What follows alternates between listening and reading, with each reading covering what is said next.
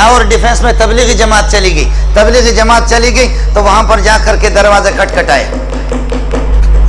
बाहर निकला कर्नल, उसकी आंखें सुर्ख हो चुकी है। कर्नल साहब निकला और बलोच ने उसको फौरन पहचान लिया। चोर था, डाकू बलोच था, जो कि तबलीगी जमात में मुसलमान। इन्होंने खटखटाया, कर्नल बाहर निकला। कौन हो? कहने लगे तबलीगी जमात। भाई मस्जिद जमात हमारी आई है, करीबी मस्जिद में, भाई अल्लाह राजी हो जाए आप 5 मिनट तशरीफ लाएं, हम गरीबों की बात सुन ले।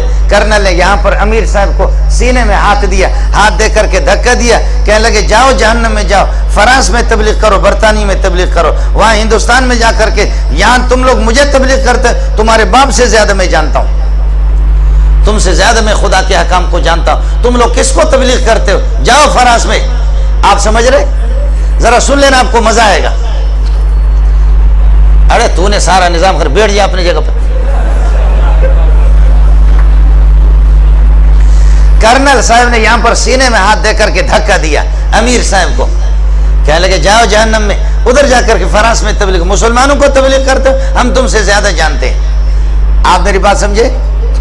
है बलोच उठा आगे, कहा अमीर साहब हमको छोड़ो, अमीर साहब तुम हमको छोड़ो। कहा ओए कर्नल, अल्लाह अकबर। कहले ओए कर्नल, कहा मार्च के फलान तारीख को, याद है आपको?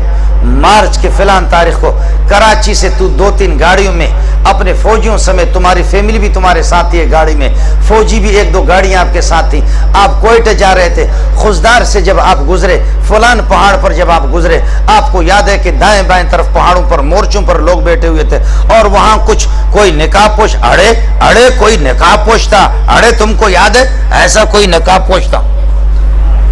अरे तुमको याद है कोई ऐसा निकाबपोश था?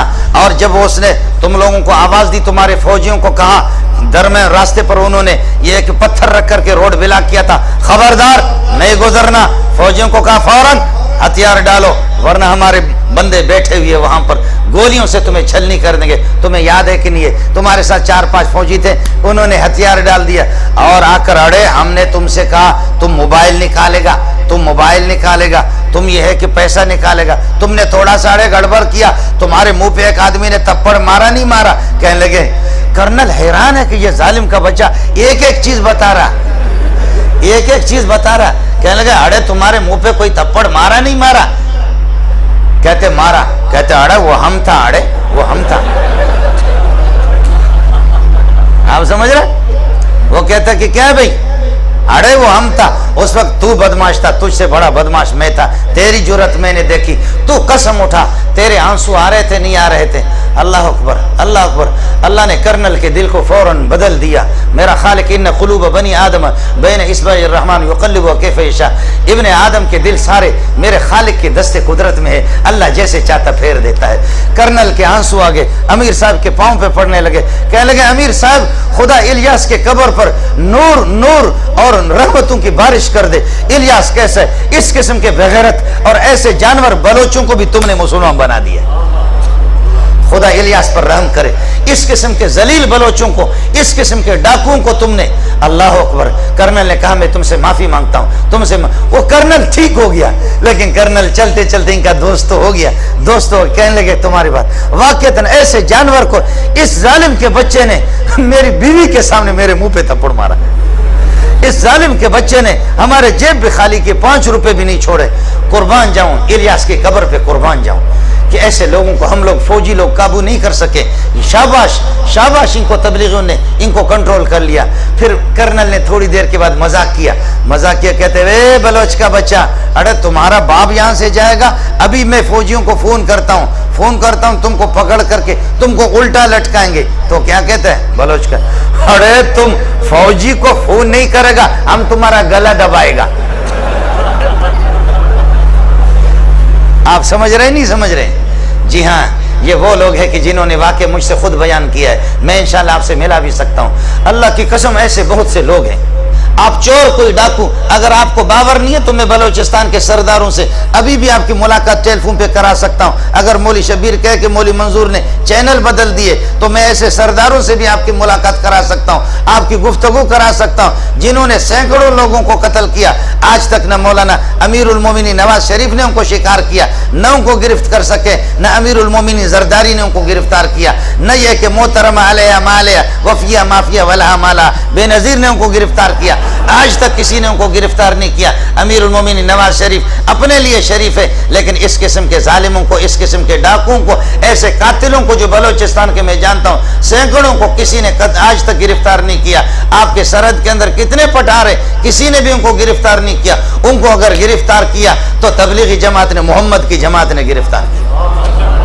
अल्लाह के फजल और करम से आज वो जमातों के अंदर चले गए, आज वो मदारिस के अंदर आ गए, उलमा के जूते उठा रहे। मैं आपको अभी सरदार से मिलाता हूँ, जामे फारूकी में मैं था। अल्लाह जानता कि मैं उसको जानता हूँ, हमारे मेंगल कबीले के सरदार है। मामूली बात पे लोगों के सीनों में कलाशिनकोव का पूरा बर्स्ट खाली करके छोड़ देता। मामूली बातों पर सैकड़ों लोगों को उन्होंने कत्ल कर दिया। कौमों की जहां पर लड़ाइयां होती, मुझे फोन किया कि मौली मंजूर मुझे टाइम दे दो, आपसे वक्त दरकार है। मैंने कहा सर कौन? कहने लगे कि सरदार जहांजेब, सुन लेना, आपने भी नाम सुना होगा, सरदार अताउल्लाह का भतीजा है। कह लेंगे सरदार जहांजेब। मैंने कहा सरदार जहांजेब, आपको मुझसे क्या वास्ता पड़ा? कहने लगे कि पहले मुझे देख तो लो। जैसे वो आगे, हाथ में तस्बीह थी, मैंने उसकी दाढ़ी भी देख ली। मैंने कहा सरदार साहब ये क्या हो गया? कहने लगे कोई माँ का लाल मुझे शिकार नहीं कर सके, मुझे भाई अब्दुल वहाब ने शिकार कर दिया। मुझे अगर शिकार कर दिया तो मौलाना जमशेद ने शिकार किया तो मौलाना तारिक जमील ने मुझे शिकार किया। कहने लगे पहले इन तबलीगियों ने इस तरह कहा, कहने लगे भाई कितना तेरा प्यारा चेहरा है। अरे भाई कहते कि बिल्कुल मेरी दाढ़ी नहीं थी। अरे भाई काश कि तू हम गरीबों के 5 मिनट तो हमारी बात सुन ले, 10 मिनट हमारी। मैंने कहते कि 5 मिनट बात सुन ली, फिर वो कहते कि 5 घंटे में बदल गया। 5 घंटे जब इनके साथ चला गया तो फिर वो हफ्ते में बदल गया। हफ्ता जब चला गया तो मैं चिल्ले में चला गया।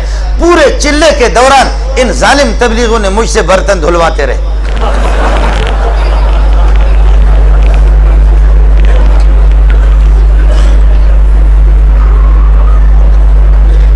आप लोग बोर तो नहीं हो रहे?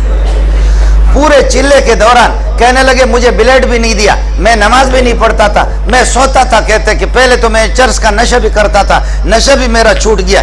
इन जालिमों ने मुझे तबलीग में जब लगा दिया, मैं सो गया। सो करके मैं कहता मैं नमाज नहीं पढ़ता। कहते भाई कोई परवाह नहीं है, न पढ़ो, आप हमारे भाई है। वो तो हिंदुओं को भी तबलीग कहते हमारे भाई है, वो तो यहूदियों को भी कहते हैं हमारे भाई है, नसारा को भी कहते हैं, वो सबको तो कहते हैं कि आप हमारे भाई है। कहने लगे मैं सोता था खर्राटे लेकर के तबलीग में, मेरा बिस्तर भी उन्होंने कुछ दिनों के लिए उठाया। जब मैं खर्राटे लेकर के सोता था, जब मेरी नींद पूरी होती थी, पर अचानक मेरी आंख खुल जाती थी, देखता था कि कोई मेरे हाथ दबा रहा है, चापी कर रहा है, कोई मेरे दिमाग चापी कर रहा है, कोई मेरे पाँव को चापी कर रहा है। मेरी आंख खुल जाती थी। कहते भाईजान हम आपको इसलिए चापी कर रहे, कहीं आपको तकलीफ तो नहीं हो रही? मैंने कहा नहीं कोई तकलीफ नहीं। कहा कि तबीयत ठीक है? कहा। कहने लगे भाई हम तो वैसे ही मुसाफिर है, काश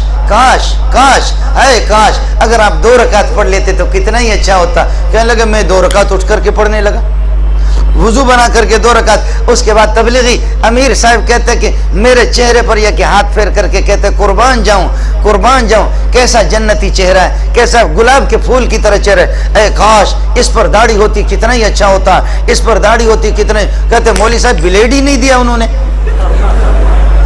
ब्लेड ही नहीं दिया। रोज बरोज मुझे इस तरह कहते हैं काश कितना ही अच्छा होता आपकी दाढ़ी होती। वहां से ऐसा आया, खुदा की कसम मैंने जब देखा उसकी दाढ़ी, मैं तो समझा कि किसी मदरसे का शेखुल हदीस है। आप कहते कि मौलवी साहब ने, अल्लाह आपका भला करे, मौलवियों ने हमें क्या दिया है, मदारिस ने क्या दिया? इस किस्म के सैकड़ों नहीं। अब अमरीकी रिपोर्ट है, मैंने आपको पहले बता दिया, चूंकि मैं अमरीका का आदमी इसलिए वहां की रिपोर्टें मैं आपको सुना रहा हूं। अब अमरीकी रिपोर्ट ये है कि इलियास की जमात, तबलीगी जमात, अल्लाह आपका भला करे, इलियास की जमात, तबलीगी जमात 30 करोड़ से जायद लोग हैं। अगर आप नाराज ना हो, मुफ्ती साहब मुझे इजाजत दे दे तो एक जुमला मैं कहता हूं, हम लोग मौलवियों को इत्तिफाक नहीं है दीनदारों को, वरना अगर मैं कहता हूं ये सारे तबलीगी 30 करोड़ 40 करोड़ जमा करके अगर इस्लामाबाद में एक जगह पेशाब करे तो अब तब भी सदारत हाउस बह जाएगा। और अगर एक मिसवाक अमीरुल मोमिनीन को लगाए उसकी रूह निकल जाएगी। आपको बात समझ में नहीं आ गई? आज अल्लाह के फजल व करम से ऐसी जगहों में ये तबलीगी जमात वाले गए। आप मेरी बात जरा सुन लेना। लाहौर डिफेंस, कराची में डिफेंस है, लाहौर डिफेंस में भी है। हमारे तो आपने बिरोइयों को, बलोचों को ये तो जानता है, मेरा भाईजान है, हमारे साथ रह चुका है। हम लोगों को बोलने की कोई तमीज नहीं है। आप लोग नाराज भी ना हो, महसूस न करें। हम लोग तो बस अपने बकरी चराने वाले, ऊंट चराने वाले, हमारा ज़हन भी इस तरह होता है। कराची डिफेंस अलग है, लाहौर डिफेंस अलग है।